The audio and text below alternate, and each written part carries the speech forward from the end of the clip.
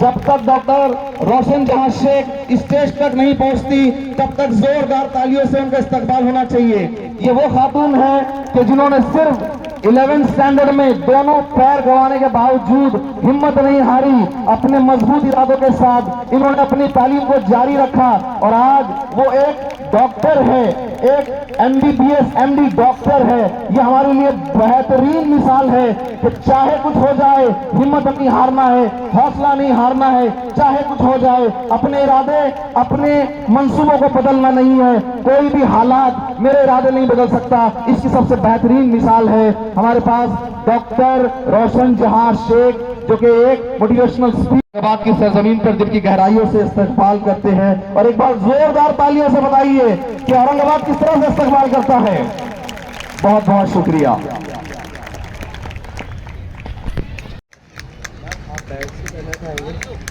यहाँ पे सेट हो सकता है। ओके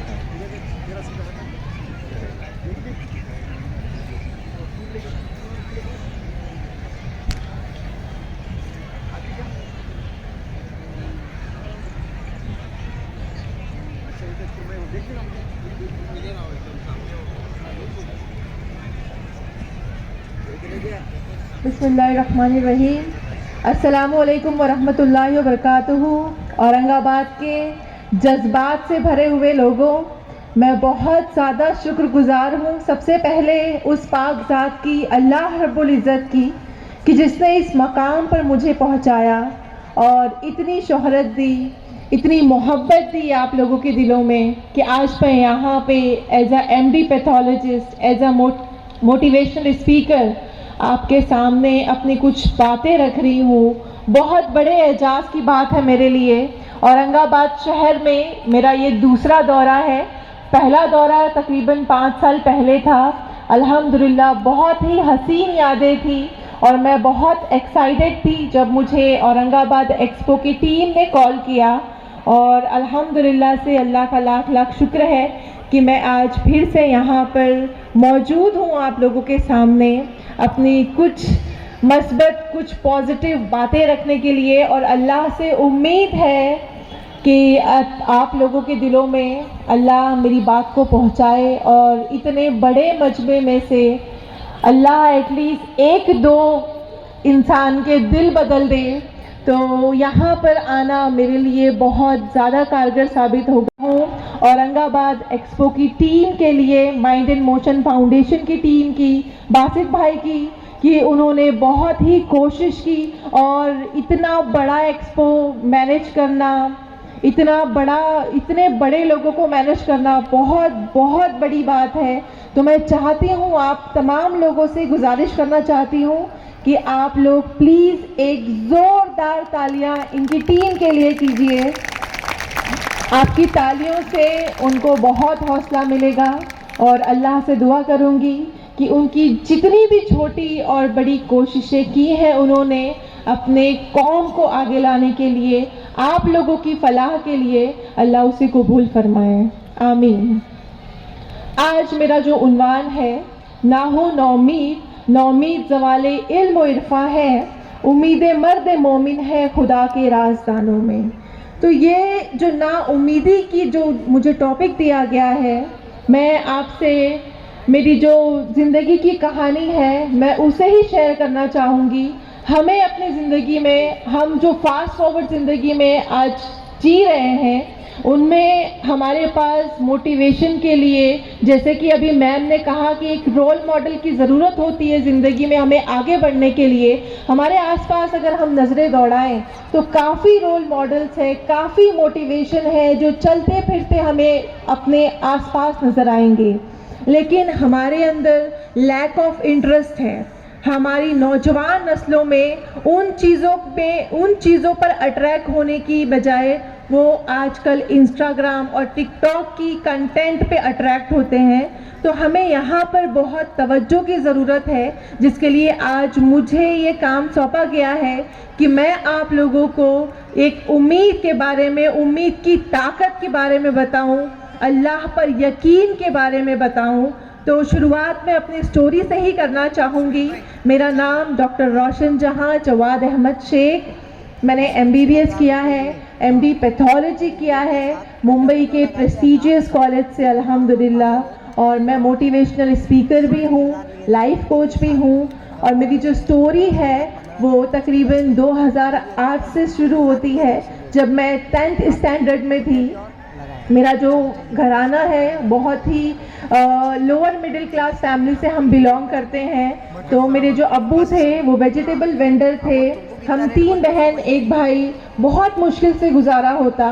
कर बता रही हूँ कि ये ऐसी चीज़ें हमारी रोज़ाना की ज़िंदगियों में, ये छोटी छोटी चीज़ों से हम उम्मीदें हार जाते हैं, हम अल्लाह से नाराज़ हो जाते हैं। तो मेरी ज़िंदगी में मैं 2008 की बात बता रही हूँ, उस वक्त हमारे घर में एक वक्त के खाने के लिए भी पैसे नहीं थे, लेकिन अल्हम्दुलिल्लाह से अल्लाह ने बहुत बेहतरीन वालिदैन मुझे अता किए, जिसका मैं हर रोज़ शुक्र अदा करूँ तो कम है।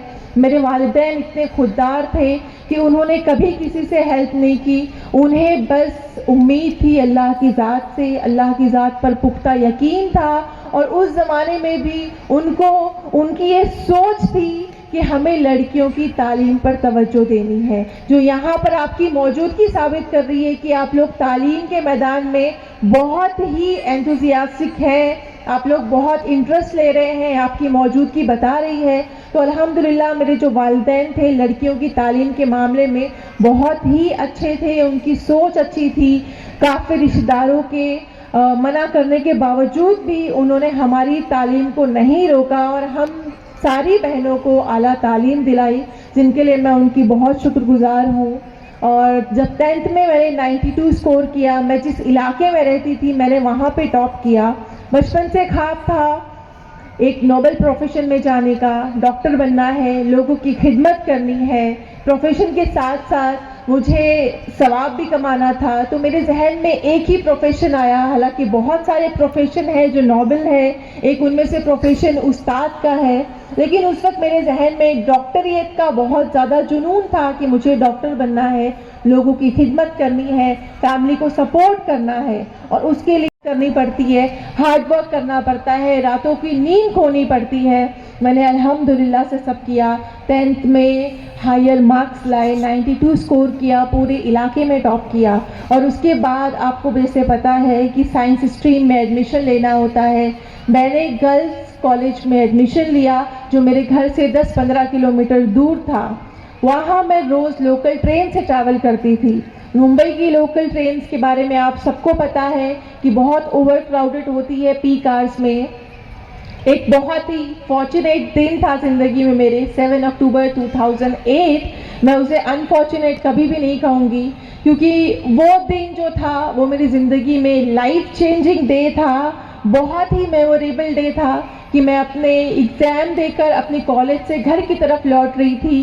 रोज़ाना की तरह मैंने लोकल ट्रेन पकड़ी अपने डेस्टिनेशन के लिए, और रोज़ाना की तरह ही जब मेरा डेस्टिनेशन आने वाला था, मैंने सोचा कि मैं अपनी सीट से उठकर अपने डेस्टिनेशन के लिए दरवाजे पर आऊं, और उस बीच मैं उस चलती हुई ट्रेन से गिर पड़ी।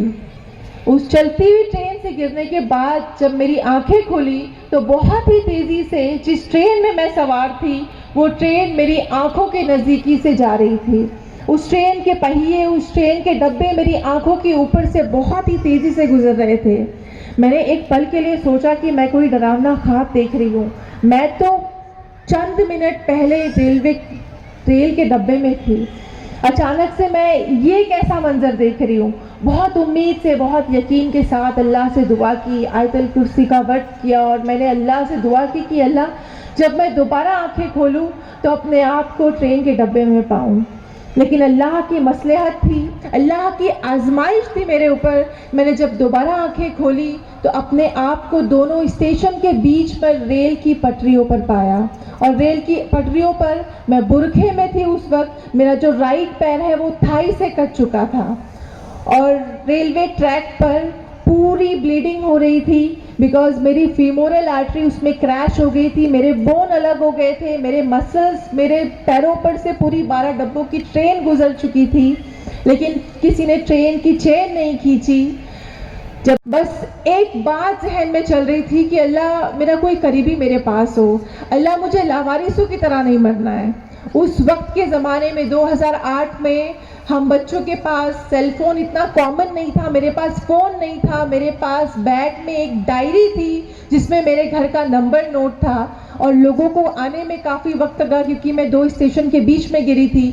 जब लोग आए तो काफ़ी उन्होंने देखा मुझे रोते हुए, तड़पते हुए, लेकिन अल्लाह की और आजमाइश थी कि उनमें से किसी ने मेरे घर पर कॉल करने की जहमत नहीं की। मैं काफ़ी देर तक रेलवे ट्रैक पर पड़ी रही, फिर रेलवे वर्कर्स आए, मुझे गवर्नमेंट हॉस्पिटल लेकर गए। वहाँ और एक आजमाइश आई कि जिस गवर्नमेंट हॉस्पिटल में मुझे लेकर जाया गया वहाँ पे डॉक्टर्स का स्ट्राइक चल रहा था, डॉक्टर्स अवेलेबल नहीं थे। मेरा एक्सीडेंट सुबह के वक्त हुआ और शाम तक मैं हॉस्पिटल के कॉरिडोर में ट्रॉली पर ऐसे ही पड़ी रही। मेरी सिर्फ सुपरफिशियल ड्रेसिंग की थी नर्सों ने। तो एक के बाद एक दिन में ही काफ़ी आजमाइशें आई मेरे ऊपर, लेकिन अल्हम्दुलिल्लाह जब मेरे घर वालों को उस बात का इल्म हुआ, मेरे घर वाले आए, मुझे प्राइवेट हॉस्पिटल शिफ्ट किए, वहाँ से मेरा प्रॉपर इलाज शुरू हुआ और वो 3 महीने मैं एडमिट रही हॉस्पिटल में। और जो 3 महीने थे मेरे ज़िंदगी के लाइफ चेंजिंग डेज थे, वो मैं आज तक नहीं भूल सकती। और वो जितनी चीज़ें मैंने उन 3 महीनों में सीखी है, मैंने अपनी पूरी ज़िंदगी में नहीं सीखी, क्योंकि जिस वक्त मेरा एक्सीडेंट हुआ मैं सिर्फ 16 साल की थी। मैंने कोई दुनिया नहीं देखी थी। घर से कॉलेज, कॉलेज से घर, इतनी ही बड़ी दुनिया थी मेरी। और 16 साल की उम्र में एक वेजिटेबल वेंडर की बेटी, जिनको एक वक्त का खाने के लिए भी बहुत दिक्कत, बहुत मेहनत करनी पड़ती थी, उन हालात में जब फैमिली के पास सेविंग नहीं है, 1000 रुपये भी नहीं है, उन हालात में मेरा एक्सीडेंट हो जाना और उस एक्सीडेंट में मेरे दोनों पैर चले जाना। मुझे सिर्फ इतना अंदाज़ा था कि मेरा एक पैर कटा है, बट जब मैं प्राइवेट हॉस्पिटल शिफ्ट की गई, मुझे एनेस्थीसिया दिया, मल्टीपल सर्जरीज हुई और जब मैं दोबारा होश में आई तो मुझे बताया गया कि आपका एक पैर नहीं, आपके दोनों पैर उस ट्रेन एक्सीडेंट में कट चुके हैं। तो मेरा जो लेफ्ट है वो नी से नहीं है। बहुत तकलीफ हुई, शिकवा हुआ, बहुत मायूसी हुई। मेरे दिमाग में इतनी मायूसी थी कि 16 साल की उम्र में उस वक्त मेरा जहन यही सोच रहा था कि अल्लाह इतनी बड़ी आजमाइश है, घर वालों के पास पैसे नहीं है, हॉस्पिटल के बिल्स लाखों में जा रहे हैं, क्या होगा मेरा। इतने ज़्यादा हमारे पास गूगल नहीं था, इतना ज़्यादा ऑनलाइन एक्सेस नहीं था कि मैं देख सकूं कि 2 पैर खोने के बाद भी मैं शायद चल सकती हूँ, 2 पैर खोने के बाद भी मैं शायद फिर से अपने पैरों पर खड़ी हो सकती हूँ। इतना नॉलेज नहीं था, इतनी दुनिया पता नहीं थी, बट इतना पता था कि 16 साल की उम्र में, जिस उम्र में मुझे माँ बाप की खिदमत करनी चाहिए, उस उम्र में मैं फिर से माजूर हो गई हूँ। मैं फिर से उम्र की उस फेज में चली गई हूँ जहाँ पर हर एक चीज़ के लिए मुझे अम्मी और फैमिली पर डिपेंड होना पड़ रहा है। बेसिक नीड मेरी वॉशरूम तक के लिए मुझे अम्मी पर डिपेंड होना पड़ रहा है। आप महसूस कीजिए कि 16 साल की उम्र में मैं एक वॉशरूम के लिए, मेरी अम्मी मुझे गोद में उठाकर वॉशरूम लेकर जा रही हैं। मैं उस चीज़ को, उस फेस को, बहुत तकलीफदा था मेरे लिए, लेकिन अल्लाह की बहुत बड़ी आजमाइश थी। मैं शिकवे करती अल्लाह से कि अल्लाह मुझे माजूरी वाली ज़िंदगी क्यों दी तूने। उस ट्रेन एक्सीडेंट में चलती हुई तेज ट्रेन से गिरने के बाद मेरी जान जा सकती थी, लेकिन उस ट्रेन एक्सीडेंट में अल्लाह ने सिर्फ 2 पैर लिए और मैं परमानेंट डिसेबल हो गई। और जब लोग इयादत के लिए आते तो लोगों की बातें यही होती कि इस जो घर का माहौल है, माशी हालत है, फाइनेंशियली कंडीशन है, इस हालत में तो इसका मर जाना अच्छा होता। इसको क्यों रखा है अल्लाह जिंदा ने, अल्लाह ने इसको क्यों ज़िंदा रखा है।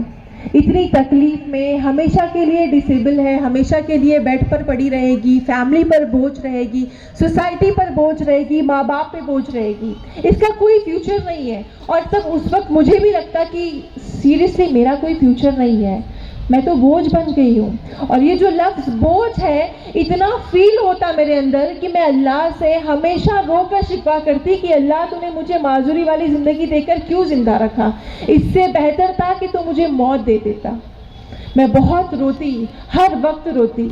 लेकिन एक दिन ऐसा आया कि मैं अल्लाह से शिकवा कर रही थी और मेरी अम्मी ने मुझे चंद अल्फाज कहे जो अल्फाज मैंने अपने जहन में बांध लिए, और आज उन्हीं अल्फाज की वजह से मैं यहाँ पर आपके सामने एज एमडी पैथोलॉजिस्ट और मोटिवेशनल स्पीकर खड़ी हूँ। और ये जो अल्फाज हैं, मैं आपको कह रही हूँ कि ये अल्फाज उस 16 साल की वो माँ कह रही है जिसकी 16 साल की बच्ची का 1 मिनट में अल्लाह ने 2 पैर ले लिए।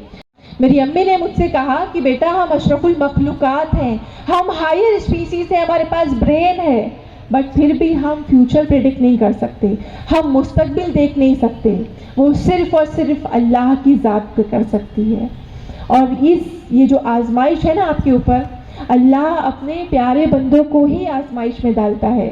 अल्लाह ने आपको चूज कर लिया है, you are the chosen one.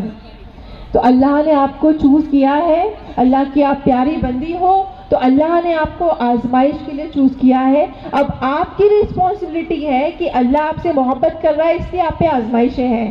तो इन रिटर्न आपको अल्लाह से मोहब्बत दिखानी है, तो किस तरह दिखाओगे? अल्लाह की दी हुई आजमाइशों पर सब्र रखकर आगे बढ़ो। आपके अंदर जो एबिलिटी है ना, उसके साथ आगे बढ़ो। उसके साथ क्या कर सकते हो सोचो। डिसेबिलिटी है, परमानेंट डिसेबिलिटी है, इसी के साथ जीना है। बट एबिलिटी क्या है? जहन अच्छा है, डॉक्टर बनना था, पढ़ाई जारी रखो, उसको स्किप मत करो। इस जर्नी में मेरे डॉक्टर्स ने, मेरी फैमिली ने, मेरे स्पेशली मेरे असातिज़ा ने, मेरे स्कूल टीचर्स, कॉलेज टीचर्स ने काफ़ी सपोर्ट किया, मुझे फाइनेंशियली भी सपोर्ट किया, मुझे मेंटली मुझे सपोर्ट किया, मुझे बहुत इनकरेज किया कि मैं अपनी तालीम अधूरी नहीं छोड़ूं। यहाँ पर पुख्ता यकीन रखने का, अम्मी ने मुझे कहा कि आज तुम अल्लाह की दी हुई आजमाइश पर सब्र रख के आगे बढ़ोगी ना, तो सबसे बेहतरीन अजर अल्लाह ताला अपने बंदों को देता है सब्र का सिला। अगर आपने उससे 100 मांगा है ना, तो अल्लाह आपको 10,000 देगा।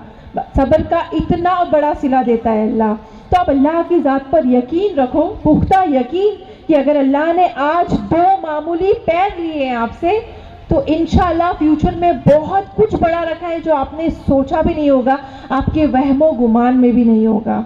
मैंने अल्लाह की ज़ात पर यकीन रखा, अल्लाह की ज़ात पर वो पुख्ता यकीन रखा जो हमें रखना चाहिए।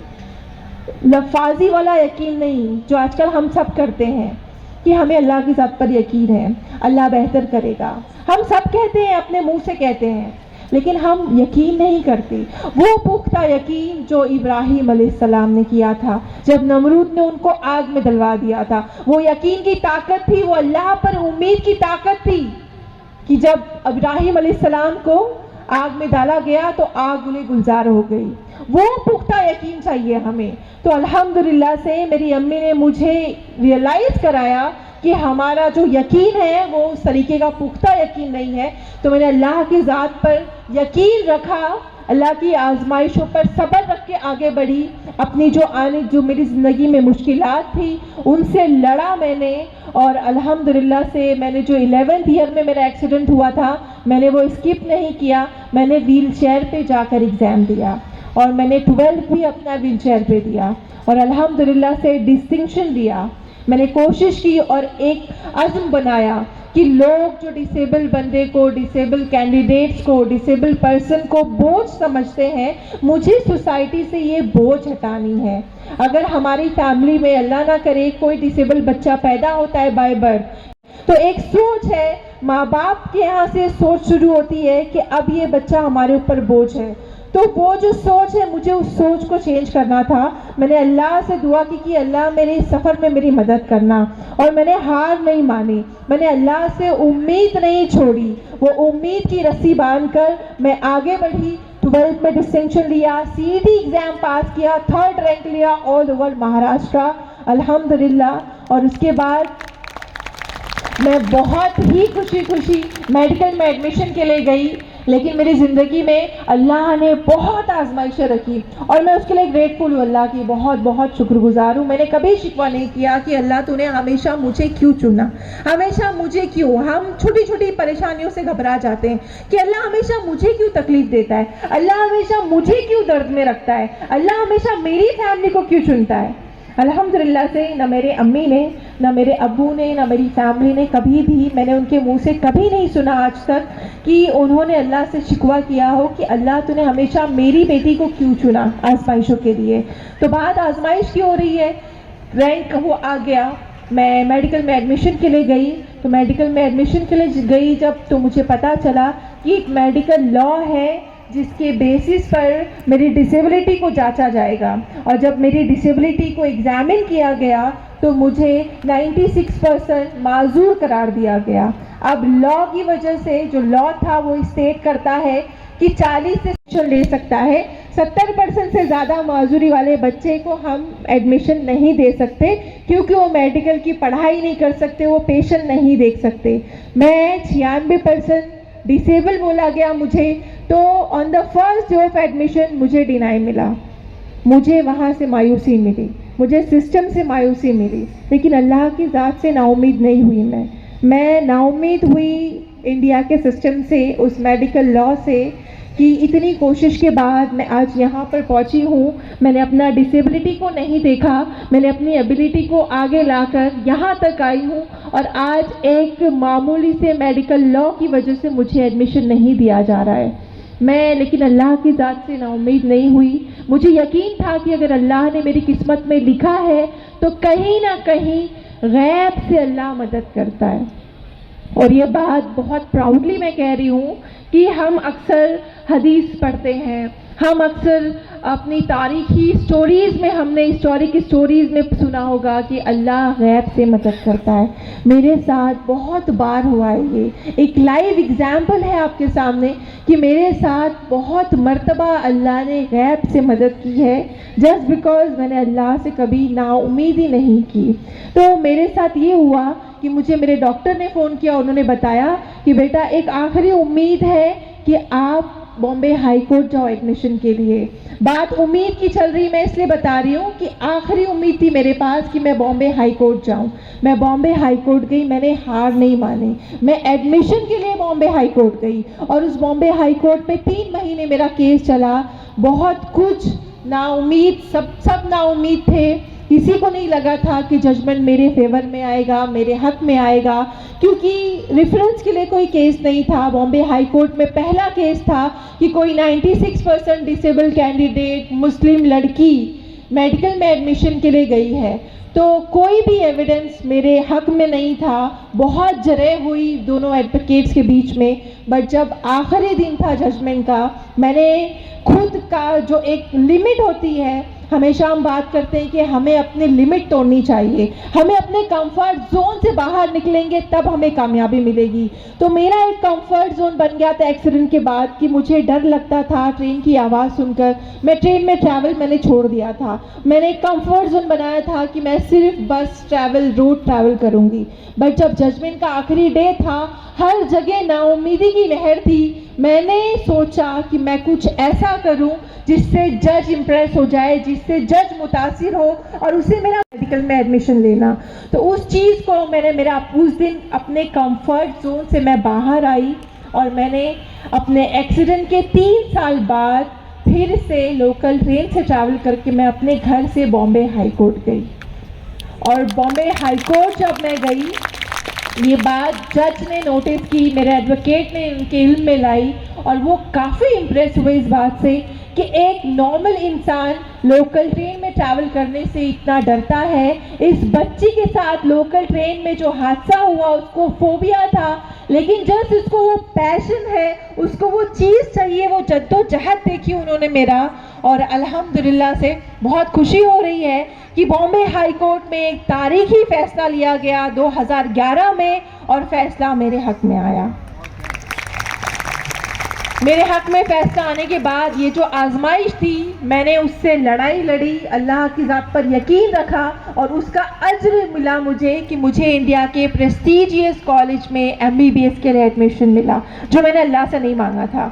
मैंने बस अल्लाह से मांगा था कि अल्लाह मुझे डॉक्टर बनना है, कोई भी कॉलेज में एडमिशन दिला देना। लेकिन जब आप सब्र रख कर आगे बढ़ते हो ना, तो आपको आपकी वहमो गुमान से ज़्यादा अल्लाह अता करता है। मेरे साथ कई बार हुआ है, तो ये मेरे वहमो गुमान से ज़्यादा मिला मुझे कि सेठ जीएस मेडिकल कॉलेज के ये हॉस्पिटल में मुझे एमबीबीएस करने का मौका मिला। अल्हम्दुलिल्लाह, अल्लाह का करोड़ों शुक्र है। वहाँ से मेरी जर्नी शुरू हुई। एमबीबीएस की जर्नी आसान नहीं थी, काफ़ी मेहनत और मुश्किलों भरी रही, बहुत ही तकलीफ़दार रही, क्योंकि नॉर्मल कैंडिडेट्स के लिए बहुत हेक्टिक होता है। मेरे पास 2 पैर नहीं है, मैं आज आपके सामने आर्टिफिशियल पैरों पर खड़ी हूँ, बट उसके बाद भी मैंने हिम्मत नहीं हारी। एक अज़्म लिया था, जो वादा किया था, एक जुनून था, एक गोल सेट किया था खुद से कि मुझे वो सोच चेंज करनी है। उस सोच के लिए मैंने मेहनत की, हिम्मत की, और जब रातों को दर्द से नींद नहीं आती तो अल्लाह से दुआ करती कि अल्लाह मुझे मेरे मकसद में कामयाब कर, चेंज करने का मुझे उसमें कामयाबी दे। और अल्हम्दुलिल्लाह, अल्लाह दुआएं सुनता है। अगर आपकी नीयत साफ़ हो, अगर आपके अंदर जज्बा हो कि आप अपने साथ साथ अपने आप को तरक्की की राह पर लाने के साथ साथ अपने एतराफ़ वालों के बारे में सोचते हो, अपनी कौम के बारे में सोचते हो, अपने मुल्क की तरक्की के बारे में सोचते हो, आपकी नीयत मज़बूत हो, पॉजिटिव हो, तो अल्लाह आपकी मदद करता है। और अल्हम्दुलिल्लाह, I am very proudly saying कि 2016 में मैंने फ़र्स्ट क्लास से एमबीबीएस क्लियर किया, और ये बहुत बड़ी बात थी। मीडिया में बहुत इसको कवरेज मिला और हर तरफ लोगों को मेरी जो स्टोरी है वो इंस्पायरिंग लगने लगी। वहाँ से मेरा मोटिवेशनल स्पीकर का जर्नी शुरू हुआ। अल्हम्दुलिल्लाह, मैंने कभी नहीं सोचा था कि मैं स्टेज पर खड़े होकर अपनी सिर्फ स्टोरी सुनाकर हज़ारों, लाखों, करोड़ों लोगों को मोटिवेट करूँगी। ये बस अल्लाह की ज़ात का करम है कि उसने मुझे चूज़ किया कि मैं सिर्फ अपनी स्टोरी बयान करूं और आप लोगों के दिल में अल्लाह पर यकीन बढ़ जाए। तो 2016 में एमबीबीएस क्लियर किया। उसके बाद सोचा कि जर्नी यहाँ तक नहीं रखनी है, क्यों ना मैं मेडिकल की हाईएस्ट डिग्री अचीव करूँ। उसके लिए मैंने नीट पीजी दिया। NEET PG is again toughest exam of medical entrance. वो भी अल्हम्दुलिल्लाह 3rd रैंक लिया ऑल ओवर महाराष्ट्र। बहुत खुश हुई। इस दौरान मैंने इंटर्नशिप की, 24 घंटे नॉन स्टॉप खड़े रहकर लोगों को सर्व किया, just to prove myself to everyone कि डिसेबिलिटी के बाद भी अगर हम हिम्मत करें, मैं बोझ नहीं हूँ। और डिसेबिलिटी के बाद अगर मेरे कलीग को ऐसा लगता है कि मैं उसके साथ पोस्टेड हूँ तो शायद उसको ज़्यादा काम करना पड़े। मैंने हमेशा ये कोशिश की कि मैं जिसके साथ भी पोस्टेड रहूँ, हमेशा हमारा वर्क जो हो इक्वली डिवाइड हो।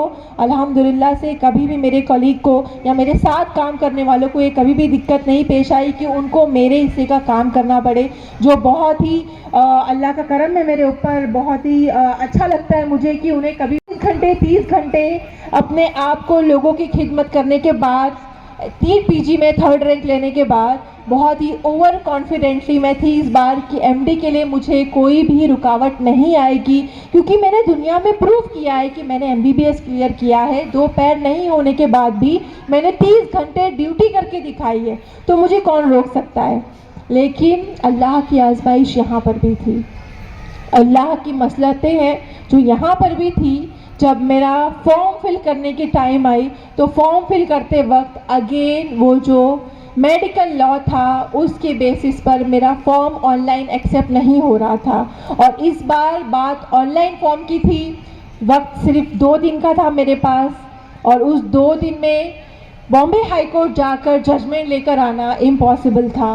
बट अगेन मैं कह रही हूँ, सिस्टम से मायूस हुई, अल्लाह की ज़ात से नहीं। नाउम्मीदी लोगों से हुई, उस लॉ से हुई, बट अल्लाह की ज़ात से नहीं। अल्लाह की ज़ात से अभी भी उम्मीद थी, मुझे थी, मेरी फैमिली को थी, कि अगर अल्लाह ने मेरी किस्मत में एमडी बनना लिखा है तो अल्लाह गैब से मदद करेंगे। इस बार फिर अल्लाह ने मेरी गैब से मदद की। मेंबर ऑफ पार्लियामेंट को मैंने अपनी रुदात बताई, मैंने अपना इन जनरल कैजुअली उनको बताया कि मेरे साथ ये हुआ है, एक मेडिकल लॉ की वजह से मेरा फॉर्म एक्सेप्ट नहीं हो रहा है। आप यकीन नहीं करेंगे, उनका और मेरा रिश्ता कुछ भी नहीं था, सिवाय ये कि वो बहुत अप्रिशिएट करते थे। मेरा एक आर्टिकल उन्होंने न्यूज़पेपर में पढ़ा था, वो मुझे बहुत एडमायर करते थे। That's it. Member of parliament Kirit Somaiya sir, जो एक नॉन मुस्लिम है। आप सोचिए, जब अल्लाह गैब से मदद करता है ना, तो अल्लाह किस किस तरीके से आपके रास्ते आसान करता है। जब आपका यकीन अल्लाह की ज़ात पर उतना पुख्ता हो और आप उनकी आजमाइशों पर शुक्र करके आगे बढ़े, सब्र करके आगे बढ़े कि हाँ अल्लाह तूने मुझे चुन लिया है, कोई बात नहीं, मैं इन मुश्किलों से लड़ूंगी, मैं इनका सामना करूंगी, मैं थक के हार के नहीं बैठूंगी, क्योंकि नाउमीदी कुफ्र है, मुझे कुफ्र नहीं करना है, मुझे उम्मीद लगा के रखनी है अल्लाह की ज़ात से। तो अल्लाह गैब से मदद हुई कि वो member of parliament Kirit Sumaiya sir मेरा एप्लीकेशन लेकर बगैर मेरे इल्म में लाए हुए वो दिल्ली तक चले गए और दिल्ली में central health minister of India के टेबल पे मेरा एप्लीकेशन रखा, डिस्कस किया और नेक्स्ट डे आप यकीन नहीं करेंगे मुझे central health minister of India ने खुद कॉल करके बताया कि बेटा ये जो आपका एप्लीकेशन है मेरे डेस्क पर पड़ा है, मैं इस बारे में कुछ करता हूँ। मुझे यकीन नहीं आया, आई वॉज इन शॉक कि मैंने ऐसा कोई एप्लीकेशन उनको नहीं भेजा, मैंने किसी से ये बात शेयर नहीं की, तो अल्लाह ने कैसे हेल्प कर दी। और उसके बाद भी ये नहीं था कि ऐसे मौजज़े होंगे या करामत होगी। लास्ट डे था फॉर्म सबमिशन का, मुझे फिर से उनके ऑफिस से कॉल आया और उन्होंने मुझे कहा कि बेटा लैपटॉप ओपन करो। जब मैंने लैपटॉप ओपन किया तो ये जो लॉ था, मेडिकल लॉ, ये 20 साल पुराना मेडिकल लॉ है, एक कानून समझ लीजिए, मेडिकल कानून 20 साल पुराना, और मेरी एप्लीकेशन के मद्देनज़र central health of minister of India ने ये जो 20 साल पुराना कानून है 2 दिन में चेंज कर दिया। एक हिस्टोरिक डिसीजन लिया उन्होंने सिर्फ एक कागज़ की एप्लीकेशन पे, जो मेरे लिए, मेरी फैमिली के लिए और हमारी पूरी कौम के लिए एक बहुत बड़ी बात है। और देखा जाए तो बहुत बड़ा एग्जाम्पल है कि अगर आप हिम्मत नहीं हारते मुश्किलों से और आप कोशिश करते रहते हो, अपने एतराफ़ सोल्यूशन ढूंढते हो, तो अल्लाह गैब से मदद करता है और उस तरीके की मदद करता है कि आपको वहमो गुमान में भी नहीं होगा कि भाई कहाँ से मदद आ रही है। Central health of minister of India, उन्होंने एप्लीकेशन देखकर 2 दिन में 20 साल पुराना कानून चेंज कर दिया मेरे सिर्फ एप्लीकेशन पर। मैं उनसे मिले भी नहीं, मैंने उनको देखा भी नहीं। तो जब वो लॉ हटा, वहाँ से मेरा एप्लीकेशन एक्सेप्ट हुआ और ये जो छोटी सी आजमाइश थी उसके बदले अगेन मुझे मिला एमडी में एमडी करने का मौका इंडिया की प्रेस्टीजियस कॉलेज सेठ GS medical college in KEM hospital में, जो मैंने अल्लाह से नहीं मांगा था, अल्लाह ने मुझे गिफ्ट में दिया। वो मिशन लिया मैंने और वो 3 साल एमडी के मेहनत भरे रहे लेकिन उम्मीदों से भरे रहे और अल्लाह ने उस पर भी काफ़ी आजमाइशें ली। उसी दौरान कोविड का फेज़ शुरू हुआ था, कोविड 1 आया, देन सेकेंड फेज़ शुरू हुआ। सेकेंड फेज़ जब कोविड का चला तो उसी दौरान सेकेंड ईयर ऑफ एमडी में मुझे काफ़ी सीवियर बैक पेन होता था। तो मैंने सोचा कि औरतों में कमर दर्द की बहुत कॉमन शिकायत है और मे बी माइक्रोस्कोप पर मेरा जो डेली रूटीन है उसकी वजह से मेरी कमर में बहुत पेन हो रहा है। तो मैंने उसको बहुत लाइटली लिया, लेकिन जब हद से ज़्यादा दर्द हो गया, मुझे रातों को नींद नहीं आने लगी, मेरी पूरी रात दर्द में जाने लगी, तो मैंने कैजुअली जाकर एक MRI स्कैन करवाया और जब MRI स्कैन की रिपोर्ट मेरे हाथ में आई तो मुझे इस बार यकीन नहीं हुआ और मुझे ऐसा लगा कि शायद रिपोर्ट में गड़बड़ी हो गई है, ये मेरी रिपोर्ट हो ही नहीं सकती। और मैंने अगेन जाकर अपने MRI स्कैन के डिपार्टमेंट को बताया कि ये रिपोर्ट में शायद कुछ एक्सचेंज हो गया, ये मेरी रिपोर्ट नहीं हो सकती। बिकॉज उस रिपोर्ट में था कि जो सैक्रम बोन है, हमारी रीढ़ की हड्डी का निचला हिस्सा, उसमें 6 to 7 सेंटीमीटर का एक ट्यूमर था। तो मुझे यकीन नहीं हुआ कि अल्लाह ने फिर से मुझे आजमाइश के लिए चुना। इस बार मैं तैयार नहीं थी, मैं आपसे खुलकर बता रही हूँ कि मैं बहुत बहुत मायूस हुई। एटेड एरिया में था जहाँ की नस हमारे जो यूरिन और टॉयलेट की जगह से जाती है, तो मुझे काफ़ी दिक्कतों का सामना करना पड़ रहा था, लेकिन वो ट्यूमर निकालना मेरे लिए बहुत ज़रूरी था। फिर से फैमिली ने सपोर्ट किया, अल्लाह पर यकीन की ताकत दिलाई और बताया कि अगर ये आजमाइश है तो इस आजमाइश के साथ भी लड़ो। अल्लाह ने इतनी सारी आजमाइशें ली, इतनी बड़ी बड़ी आजमाइशें ली, ये तो बहुत छोटी सी है फिर भी। तो मैंने अपने आप को ऑपरेशन करवाया मैंने उस ट्यूमर का।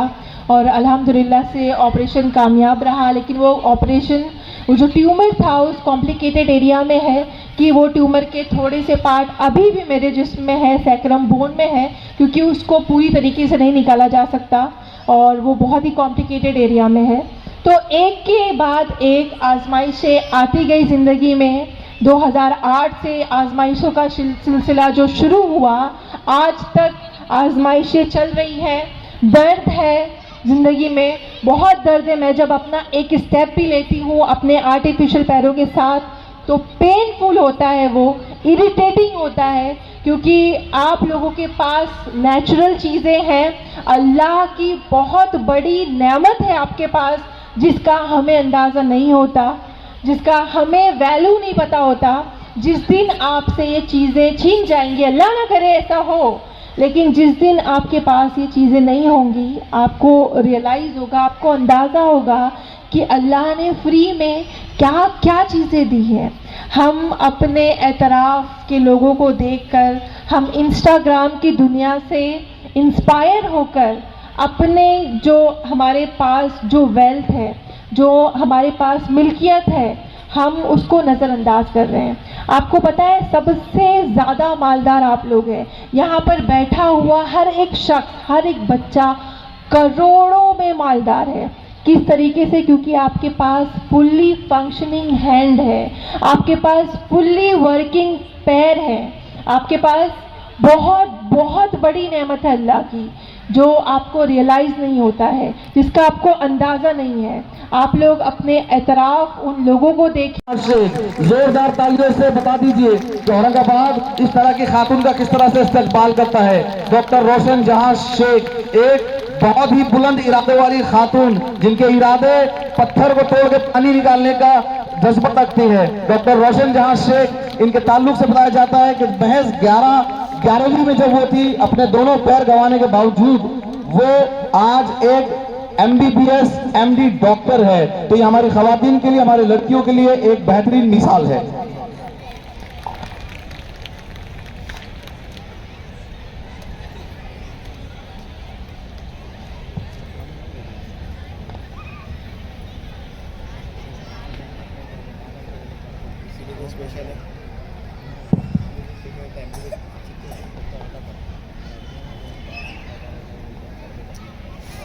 तो डॉक्टर रोशन जहां शेख आज हमारे बीच यहाँ मौजूद है। ट्रेन हादसे में महज 11वीं जमात में जब वो थी, अपने दोनों पैर गंवा चुकी थी, उसके बाद भी उन्होंने हिम्मत नहीं हारी, उन्होंने हालात के सामने सरेंडर नहीं किया और आज वो एक MBBS MD डॉक्टर है। तो एक बार और जोरदार तालियों से औरंगाबाद इनका इस्तकबाल करे। चलिए हम आगे बढ़ते हैं, हमारे आगे के प्रोग्राम को कोशिश करते हैं। एक ऐलान है, किसी का यहाँ पर एक पर्स घुमा है चॉकलेटी कलर का, अगर किसी को मिला है तो एडमिन ऑफिस में जमा करा दे। The train accident survivor, the iconic personality. बात करके बहुत ज़्यादा अच्छा लगा, बहुत ज़्यादा शुक्रगुजार हूँ एक बार फिर औरंगाबाद एक्सपो और उनकी team, mind and motion team की, कि उन्होंने मुझे इस प्लेटफॉर्म पे आने का मौका दिया और आप लोगों से मुखातिब होने का मौका दिया। जज़ाकल्लाहु खैर। तो तड़पते हैं। मैंने ICU में ऐसे बहुत से लोगों को देखा है जिनके पास बहुत दौलत है, लेकिन वो सिर्फ रो रहे हैं ज़िंदगी के लिए। और मैं यहाँ पे बच्चों को कहना चाहूँगी कि हम छोटी छोटी प्रॉब्लम से, छोटी छोटी परेशानियों से 2-3 मार्क्स हमारे एग्ज़ाम में कम आते हैं तो हम बहुत डिप्रेस हो जाते हैं, हम सुसाइडल अटेम्प्ट्स तक आ जाते हैं। हम अपनी ज़िंदगी को दांव पर लगाने की कोशिश करते हैं। तो मैं आपसे रिक्वेस्ट करूंगी कि ज़िंदगी बहुत सबसे बड़ा कीमती तोहफ़ा है अल्लाह की तरफ से, आप इसे ऐसे ही ज़ाय मत कीजिए। आपके माँ बाप ने अपनी ज़िंदगियां दे दी हैं आपको इतना बड़ा करने में। आप ऐसा कुछ अमल करने से पहले ज़रूर सोचना कि आप किस चीज़ के लिए 1-2 मार्क्स कम आने के लिए आप अपनी ज़िंदगी दे रहे हो। जिस ज़िंदगी को अल्लाह ने इतना प्रीशियस दिया है, जिस ज़िंदगी के लिए लोग ICU में रहकर दुआएं मांग रहे हैं, जिस ज़िंदगी के लिए लोग करोड़ों रुपए देने के लिए रेडी हैं, और यहाँ पर जो माँ बाप हैं मैं उनसे रिक्वेस्ट करना चाहूँगी कि मेरी बहन ने यहाँ पर आके कहा कि आप अपने घर का एनवायरनमेंट बनाएं, एक रोल मॉडल बनाएं, तो मैं आपसे कहूँगी कि सबसे पहली और ज़रूरी बात है कि आप अपने बच्चों में जो है ना इत्तिफाकियाँ करना छोड़ दें।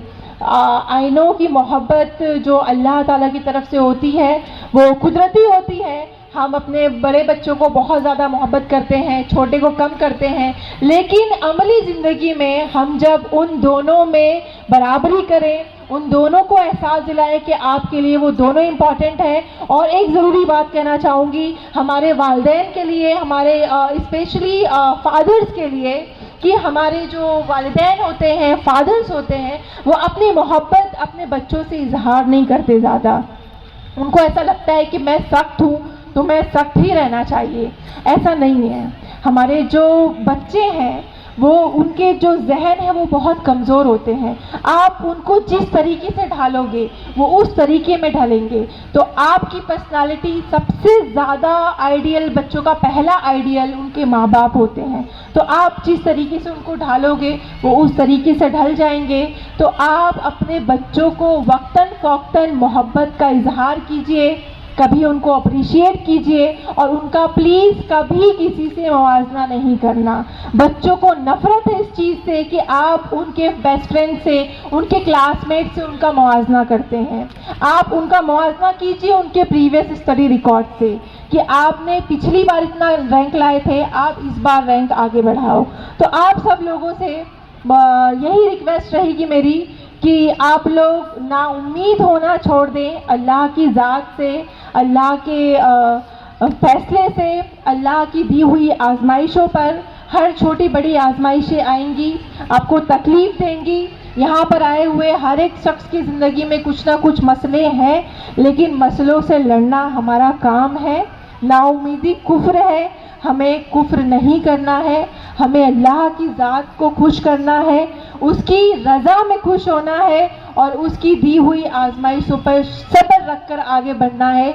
एक यही सीख मैं देना चाहूँगी आप सब लोगों को कि आज आपके सामने जो मैं खड़ी हूँ, this is the power of hope, this is the power of faith. और मैं आप सब लोगों को दिखाना चाहूँगी कि एटलीस्ट आप इस चीज़ को देखकर शायद इंस्पायर हों कि मैं आपके सामने आर्टिफिशियल लेग पर एक प्रोस्थेसिस पर खड़ी हूँ और पिछले 1 घंटे से अल्हम्दुलिल्लाह खड़ी हूँ बगैर किसी सपोर्ट के। तो ये अल्लाह की करामत है, अल्लाह का बहुत बड़ा शुक्र है कि 2 पैर नहीं होने के बाद भी अल्लाह ने मुझे ये मकाम दिया, इतना रुतबा दिया, ये शोहरत दी और इतनी हिम्मत दी कि मैं आपके सामने खड़ी हूँ। तो मैं आपको ज़रूर ये चीज़ दिखाना चाहूँगी कि आप प्लीज़ मेरे आर्टिफिशियल लेग देखें और इस चीज़ से इबरत हासिल करें कि आपके पास जो चीज़ है उस चीज़ की उकत करें, उस चीज़ की वैल्यू करें।